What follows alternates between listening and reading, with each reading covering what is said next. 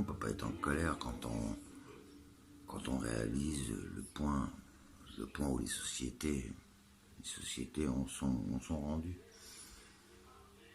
où les gens sont incapables d'imaginer pouvoir partager, car ils se persuadent que dans ce monde, personne n'est capable de partager, donc ils refusent l'idée même de partage.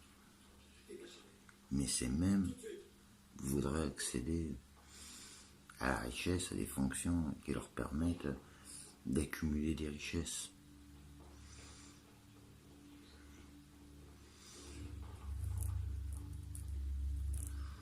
On nous présente des experts qui ont des solutions qui pourraient être facilement mises en place. Les experts arrivent quand les sujets commencent à être étalés un peu plus régulièrement sur la table, dans le cadre de l'énergie, prenons cet exemple de l'hydrogène. Aujourd'hui, on voit pondre sur Internet, sur YouTube, un mec qui annonce direct qu'il va faire 4 vidéos pour nous expliquer que l'hydrogène n'est pas une solution, car pour produire de l'hydrogène, il faut consommer d'autres énergies qui ne rendraient pas rentable la production d'hydrogène. Si quelque part c'est une vérité, c'est détourner le problème pour faire croire que cette solution n'est pas solution. Alors que dans l'idée de l'hydrogène, par exemple, dans la lutte contre le réchauffement, donc contre le dit réchauffement climatique, de la pollution créée par les voitures, l'idée de l'hydrogène n'est pas d'alimenter directement des voitures avec de l'hydrogène stocké qui serait créé pour remplacer le carburant. L'idée des gaz à chat chaud, c'est de permettre à la voiture d'être boostée avec un gaz hydrogène produit à partir du fonctionnement de la voiture. Mais c'est pas de faire marcher les voitures à eau, c'est uniquement grâce à l'électrolyse, de rajouter des accessoires qui coûtent une misère et permettre à la voiture, par la chaleur qu'elle produit, par un branchement à la batterie, d'ajouter quelques systèmes pour ioniser l'air, donc entrant dans la voiture, d'y injecter un gaz produit directement à la demande pendant la circulation de la voiture, qui permet de complètement brûler le mélange air-essence qui passe dans le moteur, et ainsi ne plus avoir de résidus polluants qui sont injectés dans l'atmosphère. C'est aucunement comme on voudrait le faire croire aux gens pour les détourner de ces solutions-là. C'est aucunement de faire le plein avec de l'hydrogène dans la voiture. L'idée c'est ça, c'est à partir d'un litre et demi d'eau dans un bocal mis de manière même artisanale dans le moteur de la voiture, permettre, grâce à l'électrolyse de l'eau, de créer un gaz qui va être injecté à l'air du moteur, qui rentrant dans le mélange air-essence permet d'avoir une combustion à 100% du mélange air-carburant qui passe dans le moteur, plutôt que d'avoir que 50% du mélange qui est brûlé et d'encrasser le moteur, d'encrasser l'atmosphère, d'ajouter les vannes GR et ainsi de suite, et recycler des gaz imbrûlés qui rentrent dans votre moteur et qui réduisent la vie, sa durée de fonctionnement, et en même temps créer des pannes, tout ça qui crée des déchets, car les réparations se font pas, on remplace les pièces, c'est bien plus rapide et bien plus rentable pour le modèle capitaliste, de réduire la durée de vie de votre moteur sans jamais régler le problème de pollution. Quand on voit aujourd'hui des Cohn-Bendit qui se présentent comme des écolos, qui se présentent comme des tarés en vérité, mais qui se présentent comme des représentants du peuple et qui sont prêts, dans l'idée de la République, d'enrayer, se faire foutre d'une partie de la population qui est réticente à l'idée d'un vaccin, mais prendre position pour un vaccin sans que ça soit un réel vaccin, sans lui-même être docteur et être capable d'analyser les bénéfices et les inconvénients de ce vaccin, dire aux gens qu'il faut se vacciner parce que une partie de la population européenne commence à se vacciner, comme si même 10 millions de gens qui étaient vaccinés par rapport aux 300 millions d'habitants que compte l'Europe, c'était une majorité. Donc tous ceux qui se posent la question, de son avis, sont donc à aller se faire foutre. Mais dans la réalité dans cette fausse réalité que lui se crée en se disant écologiste, est-ce qu'à un moment donné, il nous parle des solutions pour le CO2 ? Quand on nous parle des effets de gaz, des effets de serre produits par le CO2, qu'on nous dit va falloir taxer le CO2, qu'il faut réduire tous ces gaz-là, sans aborder le sujet d'une partie de la culpabilité qu'on fait reposer sur nos épaules par les feux de cheminée et ainsi de suite, en étant lui-même, se présentant lui-même comme écolo, sans parler des systèmes qui sont connus, qui sont présentés comme le chauffage alsacien, qui sont présentés sous le nom Batch Rocket, le Rocket Stove, le Poêle Dragon, tout, qui sont des systèmes connus depuis les années 1800 et quelques, arrête Razia, qui sont présentés comme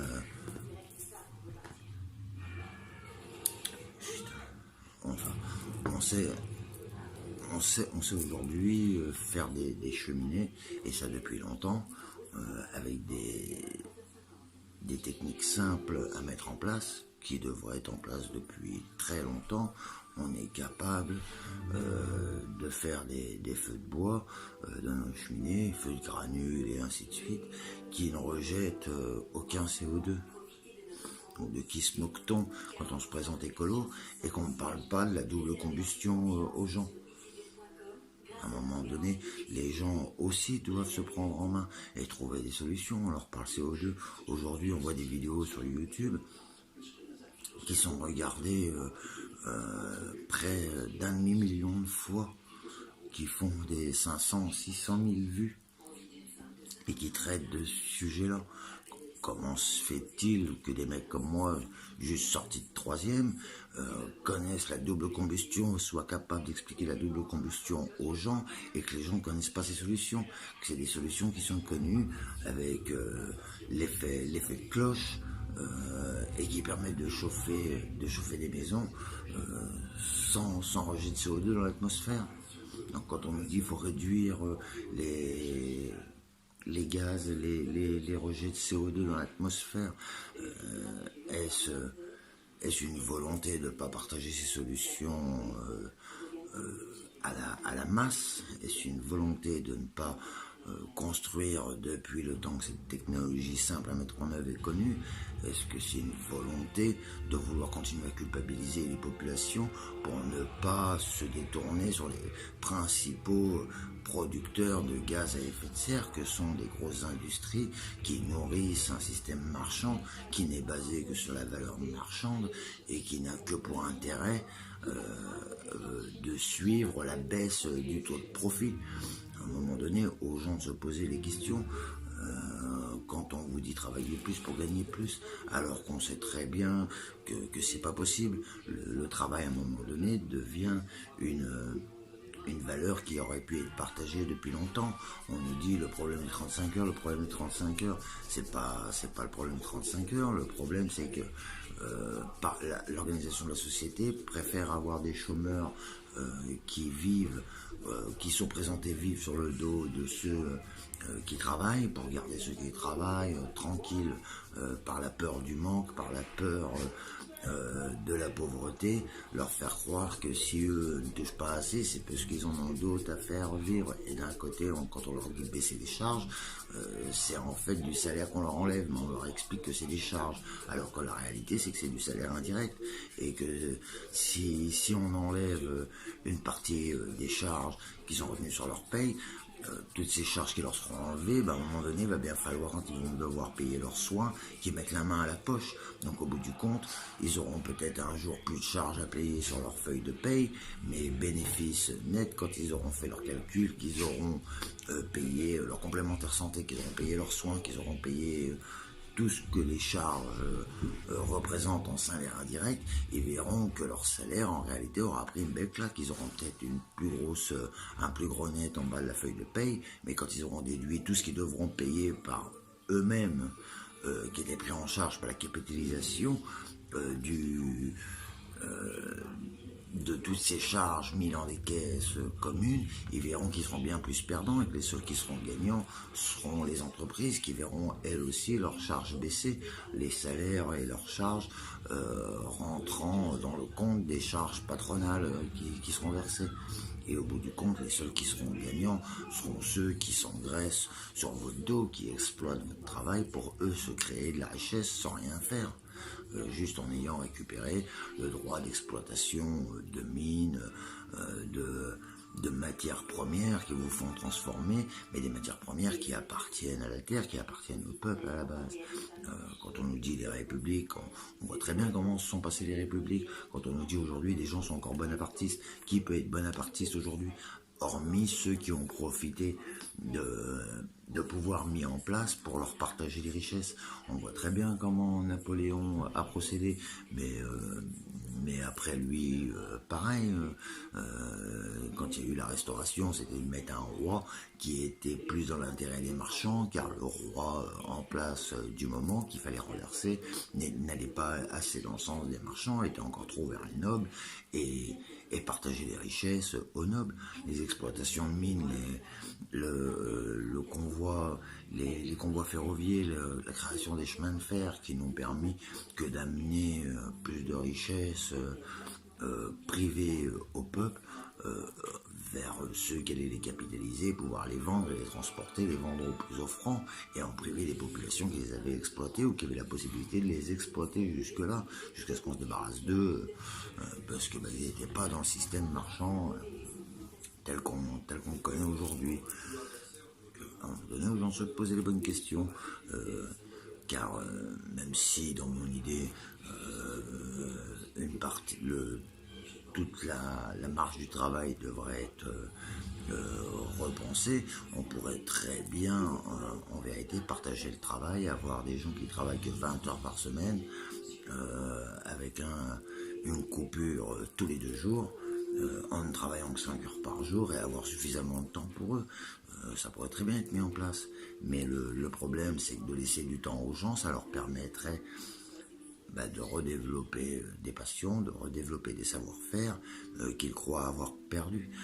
Ça leur permettrait de se repolitiser et par eux-mêmes de voir que des solutions sont accessibles, mais par le manque de temps organisé par cet ordre établi, où le travailleur ou le pauvre n'a pas son mot à dire, on le prive de son temps. On veut surtout pas qu'il se remette à penser politique. On veut surtout pas qu'il se remette à réfléchir, car ceux qui se mettront à réfléchir comprendront très bien que le système, depuis longtemps, était voué à sa perte.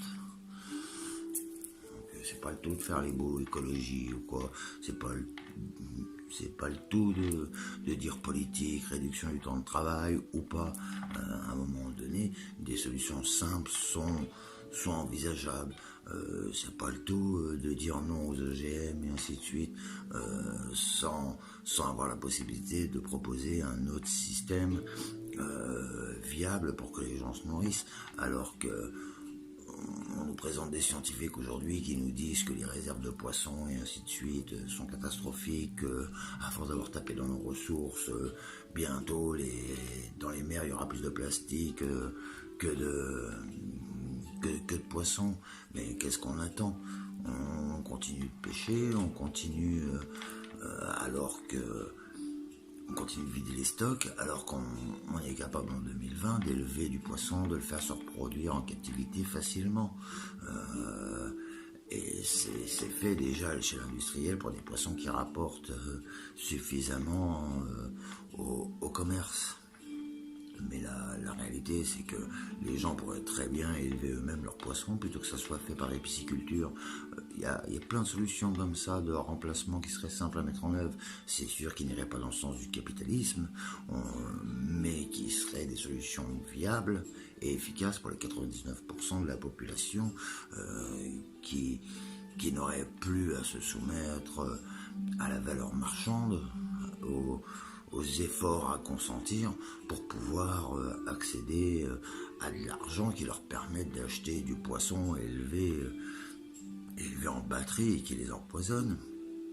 À un moment donné, aux gens aussi de prendre un peu de recul, d'observer un peu mieux le monde, de faire des recherches un peu plus poussées que les recherches à la con qui les amènent sur des sites à la con qui les abrutissent un peu plus, apprendre à regarder la télé, car le tout n'est pas forcément de se couper de toutes ces sources d'informations.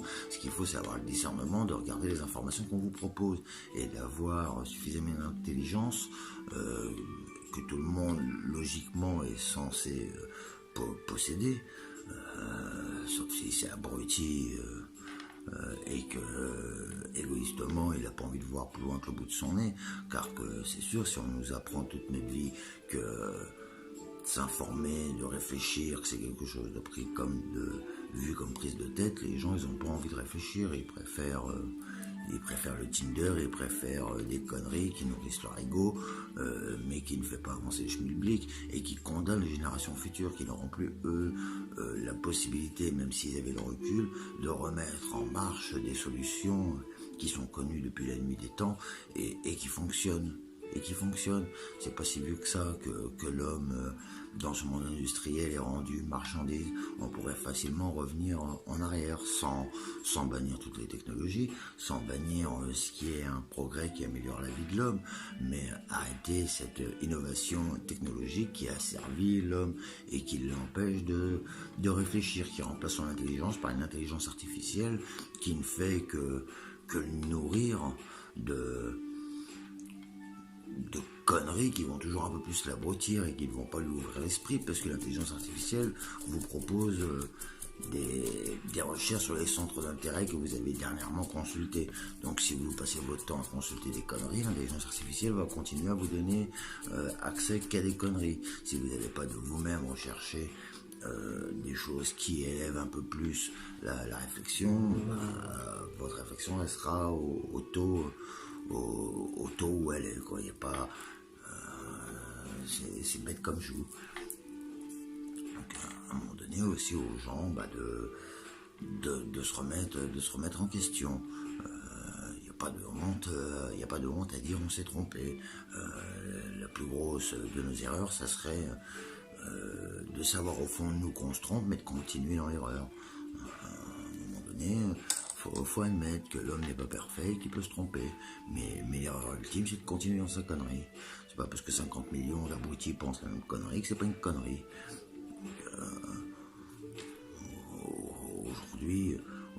Aujourd'hui, non, qu'est-ce qu'il faudrait? Il faudrait qu'une catastrophe mondiale intervienne pour se débarrasser d'une grosse partie de la population pour remettre les choses à l'endroit. Mais la réalité, c'est que le jour où ça arrivera, ce sera quelque chose qui sera voulu par ceux qui sont au pouvoir et qui sont eux conscients que le monde ne peut pas continuer comme ça, car il part à sa destruction. C'est pour ça qu'aujourd'hui on nous crée un Covid, qu'on nous crée un problème qui va permettre de faire passer des lois liberticides quand en normal les gens refuseraient. Mais là les gens l'acceptent parce que la télé leur fait croire qu'il n'y a pas d'autre solution. Quand on nous montre il y a plus d'1 an maintenant des Chinois qui tombent dans la rue, des gamins à l'hôpital soi-disant morts mais qui continuent, qui sont tirés sur un drap, leur tête suit le mouvement et revient automatiquement à la position initiale. Il y a peut-être des questions à se poser.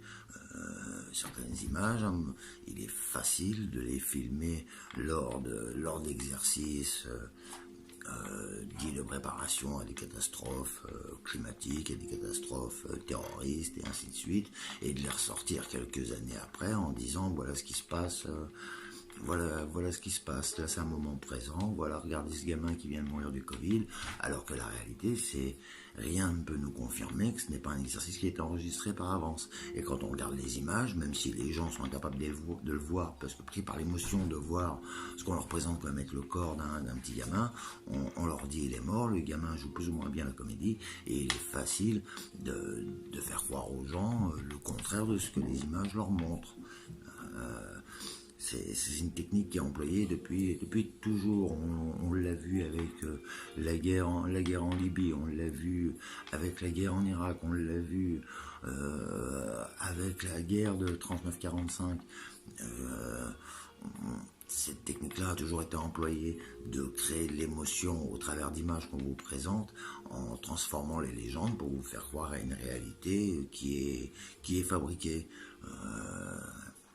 Nous, de notre point de vue géographique, nous montrer des images de ce qui se passe de l'autre côté de la planète, si on n'a pas le recul nécessaire pour se dire que c'est quelque chose qui est possiblement fabricable facilement, et qu'on a envie de croire à cause des émotions créées, c'est normal qu'un gamin qu'on nous présente comme une victime, un gamin, un bébé on pourrait dire, qu'on nous présente mort par les conséquences, des conséquences d'une maladie, c'est normal que ça crée de l'émotion. Si on est humain, c'est normal d'avoir de la peine pour ces gamins. Mais quand vous voyez la même chose dans un film, le fait de savoir que c'est un film, même si ça vous crée de l'émotion, ça ne va pas forcément vous arracher votre consentement. Alors que là, quand on vous présenterait les mêmes images du même film, mais dans un journal en vous disant que c'est ce qui se passe de l'autre côté de la planète, l'émotion créée serait la même, mais pourrait permettre d'arracher votre consentement. Et c'est ce qu'on voit avec le Covid. C'est ce qu'on voit depuis 1 an et demi qui surfe sur la peur pour vous faire accepter des confinements, pour vous faire accepter le masque, vous faire accepter la distanciation sociale, qui sont que des lubies sorties de cerveaux malades. Je ne nie pas la réalité d'un virus, mais à un moment donné, faut être capable de remettre en cause la vaccination, faut être capable de comprendre ce qu'ils ont fait avec la vaccination. Les courbes qu'on nous présente en nous disant que les maladies ont été éradiquées grâce au vaccin, alors que si on remonte sur la courbe, on s'aperçoit que avant les vaccins, les maladies avaient déjà, pour celles mortelles à l'homme, avaient déjà disparu.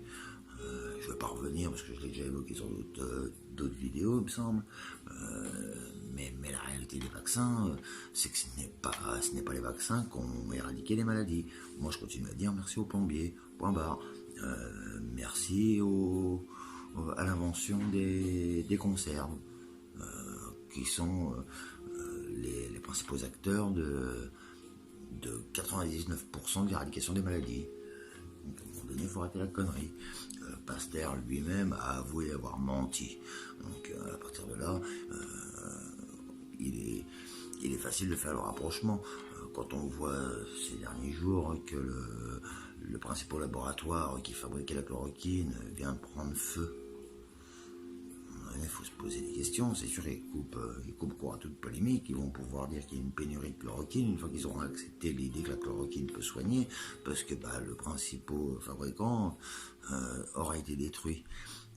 Ça rappelle bizarrement l'Irak et le bombardement des usines de lait qui fournissaient une grosse partie du lait en poudre de la planète. Tout ça pour permettre, espérer que la population remette en cause le pouvoir de Saddam Hussein, sans prendre directement au pouvoir en place, en disant qu'il était responsable, espérer une révolution qui allait permettre aux Américains de prendre le contrôle de la région, alors qu'on sait très bien aujourd'hui que ce pouvoir a été mis en place pour protéger les réserves de pétrole d'une possible invasion iranienne. Donc, à un moment donné, un moment donné, il faut chercher de l'information. Je dis pas se couper des sources, car nous, à notre niveau, il est difficile de pouvoir aller se rendre compte sur place. Mais on peut très bien comparer les informations, on peut très bien se faire sa propre opinion à partir d'éléments factuels qu'on peut analyser par nous-mêmes. Et en faisant ça, on s'aperçoit très bien qui ment et qui ne ment pas, parce que d'une manière ou d'une autre, ça fait comme Ben Beat, les masques tombent, les masques tombent. Allez voir sur les vidéos de Guillemin. C'est sûr que si vous passez par YouTube, la plupart de ces vidéos qui expliquent des périodes de notre histoire de France ne sont plus disponibles. Mais en passant par la télé suisse, la RTS, on a accès à des vidéos d'archives où ces vidéos, ces conférences sont encore accessibles.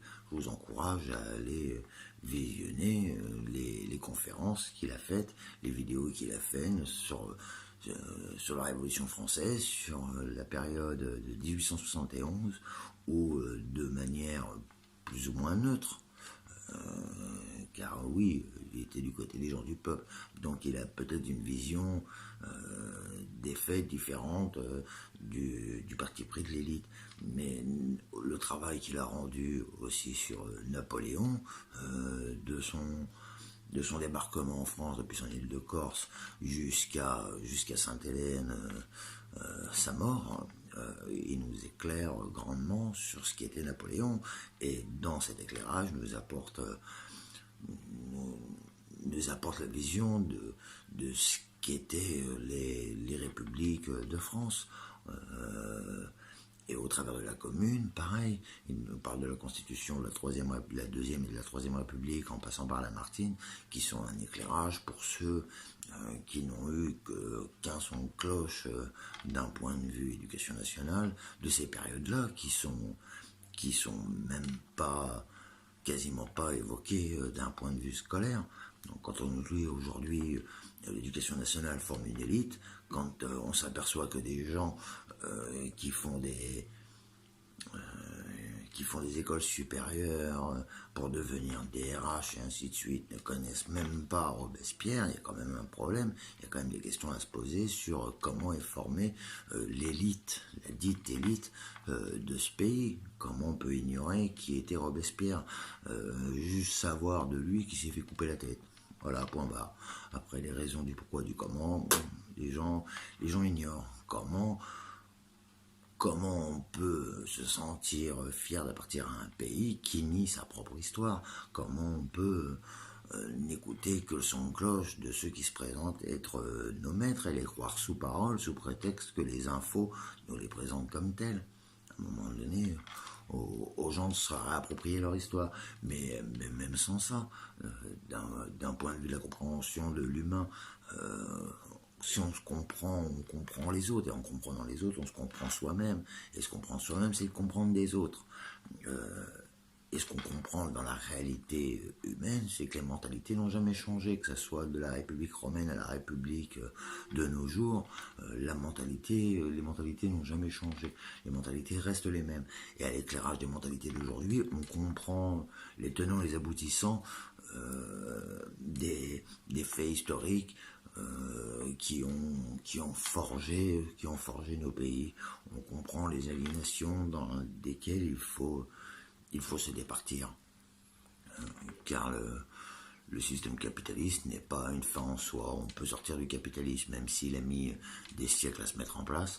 On pourrait très bien, pour assurer un futur aux générations qui arrivent derrière nous, on pourrait très bien remettre en cause ce système avec des techniques simples, avec la création de nouvelles communautés sorties de cette société.